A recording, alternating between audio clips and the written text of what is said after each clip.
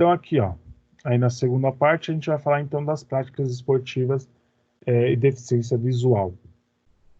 E aí a gente vai então aqui, ó, a visão é um sentido que nos auxilia, né, dando uma pequena introdução. A gente já vê que já falamos algumas coisas aqui, né? Interpretar esse auxílio é para interpretar informações no ambiente que a gente está inserido, né? Então, ela permite essas interação maior de interpretar informações. Por exemplo, então assim, algo está se aproximando da gente, um carro se aproximando, um objeto se aproximando. Devido a essa informação, a gente fez a captação visual, a gente vai ter uma resposta, né? De sair da frente, de correr, de ficar parado. Então a gente vai ter alguma resposta, né? Quanto a essas informações. Então a gente permite ali, eles nos capacitam a antecipar eventos, né?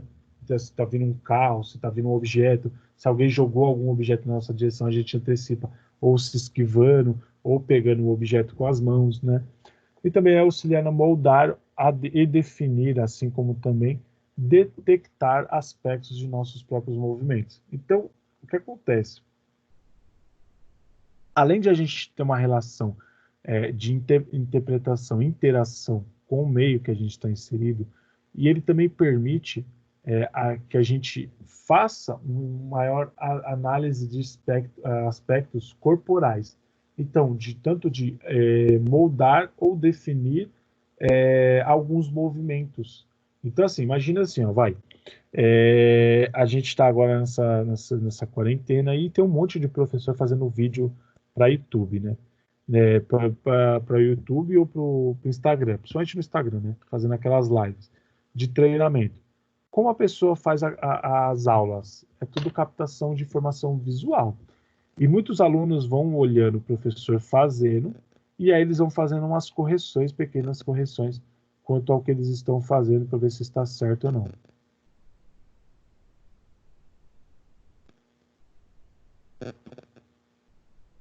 E aí ele faz a captação de informações visuais ou não das informações, né? Então, muitas vezes o professor dá várias orientações auditivas também. Só que acontece, conforme ele dá essas informações, no caso ali, essas pessoas com deficiência visual, elas vão poder fazer a captação de informações visuais. Essas pessoas que não têm deficiência visual, na verdade, ela faz a captação de informações visuais e elas conseguem fazer correções aos seus movimentos. Então elas conseguem, por exemplo, a pessoa olhando uma pessoa do lado fazendo, ou então o próprio professor fazendo, ela consegue ter uma orientação de como posicionar seu joelho, como posicionar seu corpo, como posicionar sua cabeça, e ela consegue fazer o movimento correto. Diferente de uma pessoa que tem deficiência visual, que ela não vai ter conseguido essa percepção de informações visuais. Então, ela precisa de orientações tátil e orientações auditivas. Então, ela precisa de várias informações. E a gente precisa adaptar essas informações, né? Então, segundo Hoffman, 60% das informações interpretadas no córtex cerebral são provenientes do sistema visual, que é o principal canal de obtenção de informação do mundo externo ao corpo. Então, olha isso. Mais da metade das informações interpretadas pelo córtex cerebral vem de informações visuais. Então, olha a importância desse sentido para a interpretação de informações e até mesmo para a aprendizagem.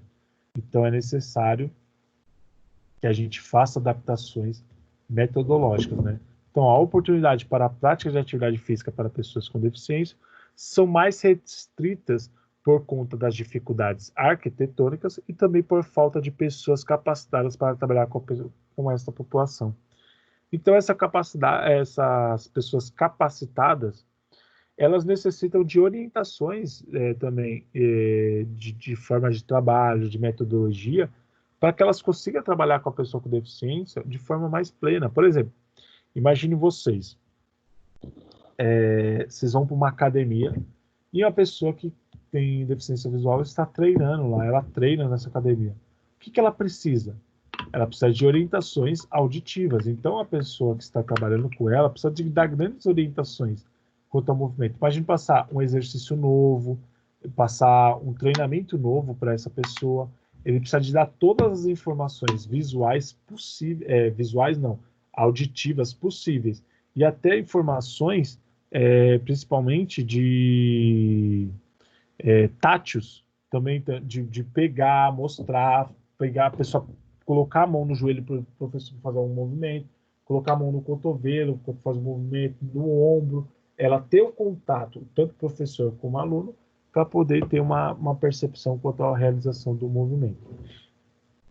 As pessoas com deficiência visual podem apresentar certo atraso no desenvolvimento motor, devido à insegurança da locomoção, né, de deslocamento, e pouca consciência corporal devido a essas percepções de entender como que é o movimento, e essa consciência corporal é afetada, e ela tem mudanças no desvio postural, que ela projeta o ombro mais à frente, ela fica mais curvada, né? É porque aí ela fica mais próximo do centro de gravidade do chão, tem essa pequena alteração do ombro, ela tem muito disso.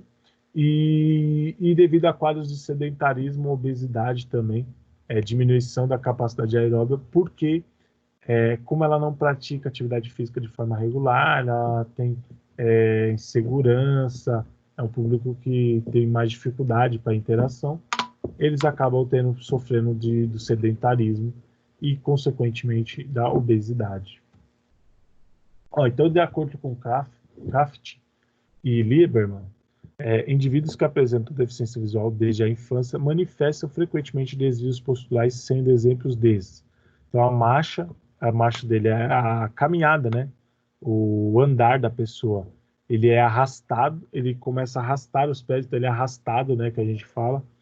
Ele faz arrastando os pés por causa dessa inclinação do corpo à frente, para ter uma curvatura e até mesmo começa a arrastar os pés para ter mais contato com o solo e evitar quedas, né, tropeções.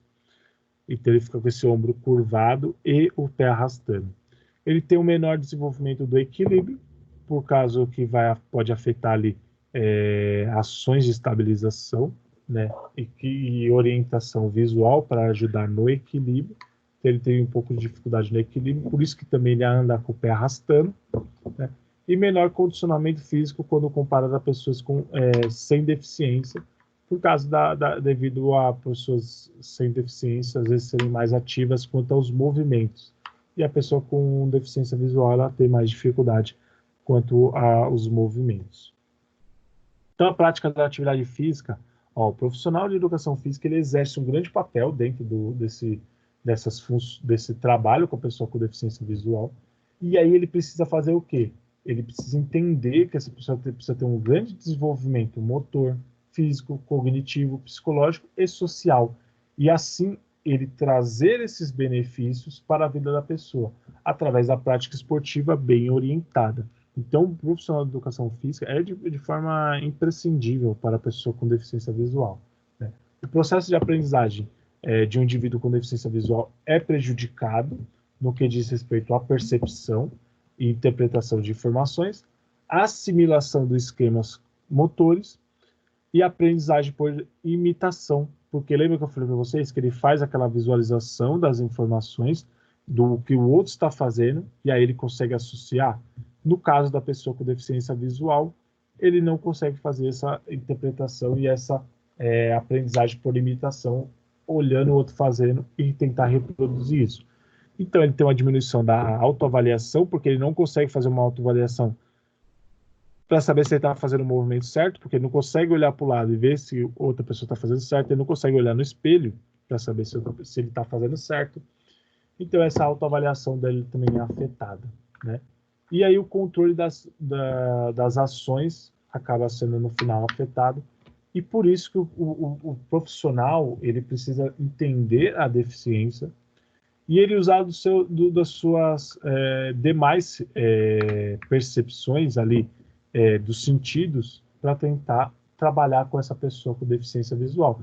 Então, usar do toque, então da percepção tátil, e da audição, para dar todas as informações necessárias para que essa pessoa dê um feedback para ela de desenvolvimento. Então, Eu acho que a gente já falou sobre isso, né, do Galahu, do Osmo, que eles propõem o desenvolvimento de aprendizagem motora, né, desenvolvimento motor, de aprendizagem motora, que eles classificam como 3 atividades: de estabilidade, locomoção e manipulação. Então, se a gente seguir essas atividades, se a gente seguir atividades pautadas em cima disso, a gente tem melhores resultados, né? Então, pensando em atividades de estabilidade, ó, reconhecimento e exploração do espaço, tendo em mente que eles têm muita dificuldade de localizar-se no ambiente, esse momento de reconhecimento é essencial. Pensando em isso também vai entrar em locomoção, né? Esse reconhecimento e exploração do espaço, pensa o seguinte: você tem a academia de musculação, um exemplo. E aí a pessoa com deficiência visual, ela entrou na academia. Você como profissional, a primeira coisa que você tem que fazer, você vai conversar com essa pessoa, você vai orientar essa pessoa, e aí deixar ela conhecer toda a academia. Então você vai guiar essa pessoa para que ela conheça a academia, ela entenda onde estão os aparelhos, ela consiga ter um esquema de exploração do espaço, e ali ela começa a fazer as alterações necessárias, porque ela já começa a perceber onde estão as coisas, onde ela pode ir, onde ela não pode ir, onde ela pode pisar, onde ela não pode pisar. Então ela consegue se orientar bem naquele espaço. A percepção e consciência corporal. E aí ela precisa dessa consciência corporal, né? Então esse trabalho permitirá que tenha mais consciência dele mesmo para orientar-se e readaptar-se à falta de visão, influenciando diretamente na questão postural. Então, a devido à prática de atividade física, você pode trazer isso, e aí você deve trazer isso através de orientações e informações para que ele crie uma nova consciência corporal, vamos dizer assim. Então, o fato de você falar o movimento para ele, ele ter a percepção de execução do movimento, permite um esquema de ele entender o corpo dele dentro daquele ambiente, daquele espaço, realizando aqueles movimentos. E a estimulação de outros sentidos, né? Que nem eu estou falando para vocês, a gente tentar estimular outros sentidos ali. Sistema auditivo, vestibular, tátil, sinestésico. Então, você trazer essa percepção de outros sentidos, né? Para tentar aumentar a gama de movimentos dessa pessoa, a gama de interação dessa pessoa com a sociedade, e aí permitir uma melhor aprendizagem, no caso, né? E aí, desse desenvolvimento e aprendizagem motora, continuando ali, né? A exploração de diversos espaços, que é muito importante, com as distintas superfícies, você entender a superfície de alteração, de elevação, de um degrau, se é uma superfície totalmente plana, se é uma superfície com uma leve inclinação, né? Texturas de aparelhos e equipamentos, texturas dos objetos, formas e características desses objetos, e o uso excessivo de orientações verbais, ele precisa sempre dar essas orientações verbais, esse acompanhamento verbal. A exploração de sons, cheiros e sensações você pode também utilizar, que é de muita valia, porque você está usando outros sentidos também, por exemplo, cheiros, sensações táteis, está usando outros sentidos. E, em geral, e não enriquecer o desenvolvimento físico, motor e cognitivo, psicológico e social. Então, se a gente pensar num desenvolvimento completo, um desenvolvimento geral, ele vai enriquecer trazendo mais informações. Quanto mais informações você der a essa pessoa, melhor. Então, devido à ausência de feedback visual, e aí feedback visual é tudo aquilo que eu estava falando para vocês, de ele olhar a pessoa fazendo, ele olhar ele mesmo fazendo no espelho, e ele entender o movimento que ele está fazendo, ele entender as correções necessárias para fazer o movimento correto, esse feedback visual que ele não tem, e ele acaba não fazendo o quê? Pequenas correções, pequenas alterações dos seus movimentos, né? Então, o papel do professor é tentar trazer clareza e informações pontuais para que ele crie um novo feedback. Então, essa pessoa cria um novo esquema corporal ali de análise dos seus movimentos para que ele possa fazer essas correções necessárias. Então, o professor, por isso que ele depende de trazer muitas informações, né? Que nem a gente vê aqui, ó, o uso excessivo de orientações verbais. Isso é muito importante pelo professor, essas formações verbais, essas orientações, porque isso permite maior amparato de informações que essa pessoa com deficiência visual recebe, e aí ela quer trazer mais respostas, ela trazer mais respostas assimilativas, respostas coerentes com o que é esperado dela. E aí ela consegue chegar nesses pontos de forma mais precisa, esses pontos que seriam pontos de aprendizagem, né? Então, pontos que são buscados pelo professor dentro da aula, são objetivos buscados pelo professor, ele vai alcançar isso de forma mais eficiente, de forma mais precisa. E aí vem a importância da boa prática esportiva e das boas orientações do profissional, né? O professor precisa conhecer as características particulares de cada aluno e como ele se age a cada estímulo de aprendizagem. Isso o professor deveria fazer sempre com qualquer aluno, né? Mas com a pessoa com deficiência visual, ele precisa ter essa percepção com cada aluno, porque ele vai saber fazer as correções necessárias, ele vai entender se aquela pessoa já tem um esquema corporal, ela já tem seu próprio esquema corporal, e aí o professor precisa se adaptar ainda mais a esse aluno. Se aquele aluno ele consegue assimilar muito bem as informações que o professor está passando. E aí, com isso, ele consegue ter uma maior interação, né, com as atividades que foram propostas. Então, existem alguns esportes convencionais que foram adaptados para pessoas com deficiência visual, como é o futebol, né, que a gente já viu, né, o futebol de 5. O ciclismo também, existe o ciclismo adaptado, né? O ciclismo adaptado, ele consiste em uma bicicleta dupla, então uma pessoa que está na frente, ela tem a percepção visual, então ela consegue ir guiando a bicicleta, enquanto a pessoa que está no banco de trás, ela não tem essa percepção visual. Pode ser feito dessa forma, né? O atletismo, que a gente já falou nos slides anteriores, né?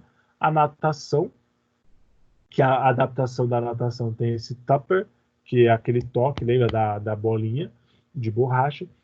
No atletismo é o guia, né? Que é o que faz a orientação. E no hipismo, que é cavalo, né? É o movimento que a pessoa faz ali, realizado com o cavalo, o controle do jockey ali. Ele faz adaptado com sinalização sonora e presença de chamadores. Então a pessoa não tem a visão, mas ela tem essa sinalização sonora de sinais ali que vão orientar ela a deslocamento, e a presença de chamadores também que vão falar, dar informações para que a pessoa se oriente ali com o seu cavalo. Porém, dentre os esportes adaptados também estão aqueles que são criados especialmente para as necessidades especiais de um determinado público. No caso do deficiente visual, é o goalball. Lembra que eu falei para vocês? Por exemplo, o goalball, ele foi criado especialmente para a pessoa com deficiência, né? Então, ele é um esporte que não existe, né, fora do ambiente da pessoa com deficiência. Então, algumas adaptações das atividades esportivas: manter-se próximo aos estímulos sonoros para estimular o sistema auditivo. Então, dar bastante estímulos sonoros ao aluno, tanto estímulos verbais, da fala, né, o professor dá estímulos falando, como estímulos sonoros, né, que vão permitir ali um deslocamento, uma alteração e mudança ali de comportamento quanto aos movimentos, por exemplo. Explorar o ambiente que essa pessoa está inserida e os objetos para ativar o sistema de tato. Então, essa exploração de contato com os objetos, de encostar, de sentir o peso, a textura, é importante, muito importante. Sempre explicar e proporcionar claramente as orientações e referências espaciais, como é o espaço ou quais obstáculos encontrará. Então, ele além dele ter essa exploração do ambiente, o professor dá todas as informações. Ó, nesse ambiente você tem que tomar cuidado, porque tem pesos que você pode chutar, que alguém pode derrubar em você, então você tem que ser cuidadoso com o seu deslocamento, né? Então, essas são algumas orientações ali importantes.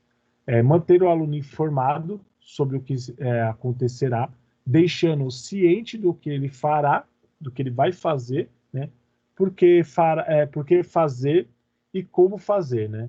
Então, para deixá-lo cada vez mais seguro. Então, deixar esse aluno ciente do que ele vai fazer, por que ele vai fazer aquilo e como ele vai fazer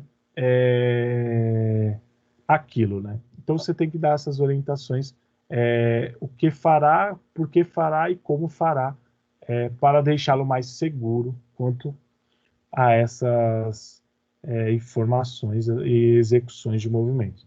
E associar sons, cheiros e sensações a significados diversos para que ele seja capaz de fazer associações para compreender o ambiente ao seu redor. Esse, no caso, às vezes pode ser alguns difícil, você trazer sensações de cheiro, outras percepções sonoras, mas aí você pode fazer de algumas adaptações, você pode trazer de algumas ferramentas para permitir isso. Tá bom? E aí, só para terminar, então, essa parte, vale a pena ressaltar que a prática constante e bem orientada pode oferecer ao indivíduo com deficiência visual maior grau de independência e segurança. E isso é muito importante, a gente proporcionar isso para a pessoa, né? Essa independência e segurança em realizar os movimentos. Então, esse é um papel fundamental do profissional da educação física diante da pessoa com deficiência visual. E aí, a partir dela, é possível treinar e desenvolver a capacidade de encontrar referências e orientar-se no espaço. Então, treinar a capacidade cognitiva para memorizar, então, trazer uma melhor memorização das informações, relacionar, reduzir e induzir respostas motoras. Ele vai trazer também essas características, e a capacidade de responder com mais agilidade aos movimentos, a mais agilidades quanto ao que ele necessita fazer, quanto à parte motora, então a parte de desenvolvimento motor.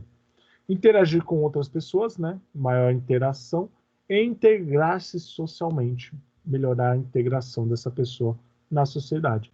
Então, são alguns benefícios que deverão que esses deverão ser objetivados pelo professor, além de você trazer, né, uma autoconfiança, autonomia, independência e segurança novamente, né? Então você vai proporcionar isso de forma mais pura e eficaz ali dentro dos seus trabalhos.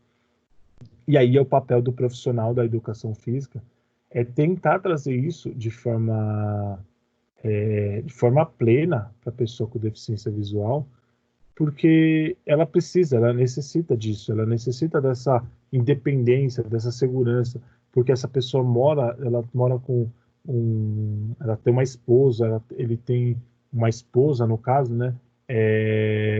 Ela tem o seu marido, e elas precisam dessa interação, muitas vezes, ali de independência e segurança no seu ambiente, para realizar algumas funções básicas dentro de casa, por exemplo.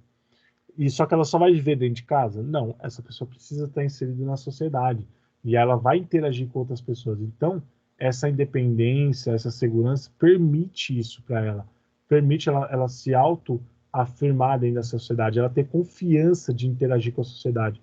Então, ela ir no mercado, ela ir ela ter esses momentos de lazeres, ter esses momentos de compromisso, ir para o mercado de trabalho, se conseguir se deslocar da sua casa até o mercado de trabalho de forma mais eficiente, de forma mais segura, de forma até mais de maior integração social, ela conseguir às vezes fazer maior integração social nesses ambientes novos ali e ambientes diversos que ela frequenta. Então, o papel do professor com a atividade física é proporcionar isso, é trazer isso para a pessoa. E a atividade física consegue trazer esses benefícios. O que o professor precisa fazer é apenas o quê? Entender seu aluno de forma individual, entender as características que ele necessita e o que ele precisa, o que ele já tem para otimizar, e aí trazer essas adaptações necessárias para isso e ali trazer um trabalho que vai abranger muito bem esses fatores, tá bom? Então, termino aqui com essa segunda parte.